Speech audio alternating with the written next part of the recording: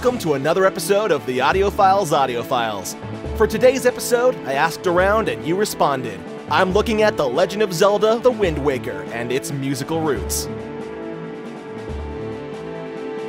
The Wind Waker was a game that took everyone by surprise when it first came out, myself included. Some criticized the strange cartoon models and colors that were nothing like the more serious and realistic graphics that we saw at Space World 2000. Other fans saw it as a natural progression. Majora's Mask was such a dark and disturbing game, the series needed to do something different the next time around, something fresh, and it did. I mean, at its core, it's still a Zelda game. The formula is all there for the most part. Explore a vast world, plunge puzzle-filled dungeons, encounter fearsome foes, save the world from evil, jubilations! And most importantly, everything that I just said, set to a spectacular soundtrack. But where did Nintendo get the inspiration behind this beautiful soundtrack? Well, that's why I'm here. Maybe if you were patient and stopped asking questions like that, I'd get— Now, of course, there's the staples of the series. A grand brass-powered field theme for when Link is sailing, the treasure chest themes, and the sweeping pseudo-orchestral pieces in many of the cutscenes. But if you listen to that main title,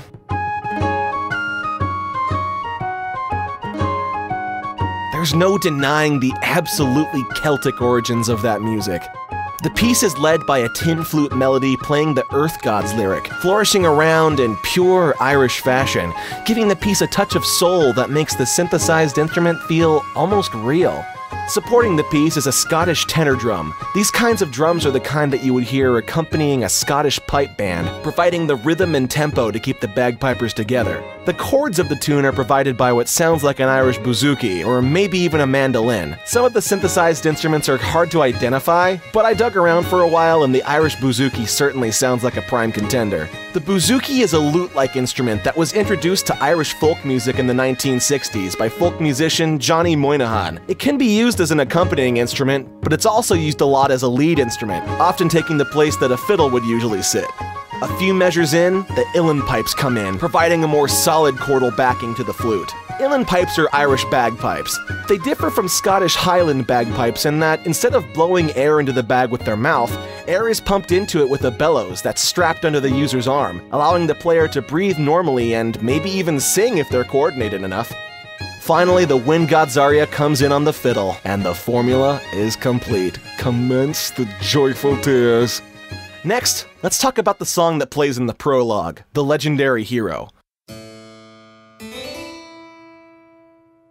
As soon as the song starts, we're bashed over the head with harpsichord.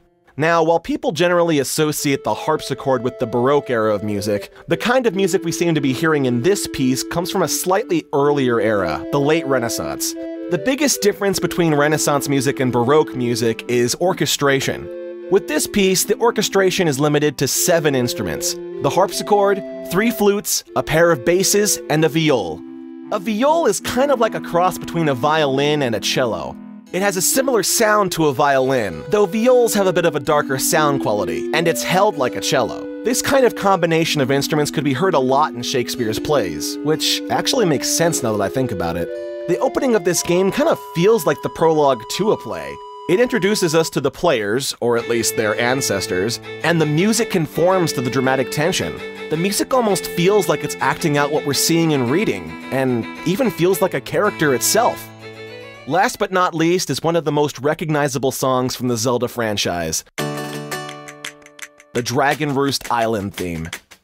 While the last pieces that we looked at were very European, this one's significantly more South American. In fact, it's Andean. Modern Andean folk music combines Inca, Aymaran, and Spanish instruments together to create a style unique to South America.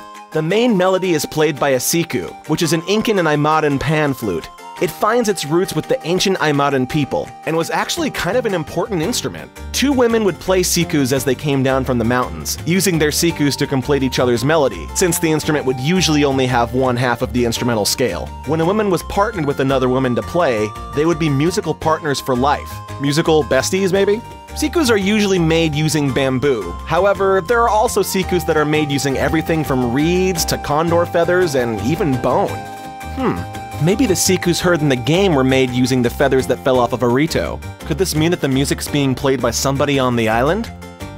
Doubtful, but it's fun to speculate about lore. Thanks for watching another episode of the Audiophile's Audiophiles. If you liked the episode, be sure to like the video and comment with your suggestions for future episodes. I encourage open discussion with all of these, so if you know of any other cultural influences that Nintendo drew from while making this game, be sure to leave your thoughts below. If you want to keep in touch with me, be sure to follow me on Tumblr or on Twitter. A huge thanks to Tomato Basio for the new talk sprites. Go ahead and follow her on Tumblr too. Today's fan remix highlight is Oi, Small Fry by Hyperduck Soundworks. If you want to hear Celtic Wind Waker at its fullest potential, then this is the song for you. It's just so happy and uplifting and just flows so well that it's moved me to tears on more than one occasion, more times than I'd like to admit, actually. Oh, and real quick, a huge special thanks to the admins of the Game Theory Facebook page for the share. That was super cool of you guys, and I've been smiling about it all morning. In the meantime, hope to see you back here next time. See ya!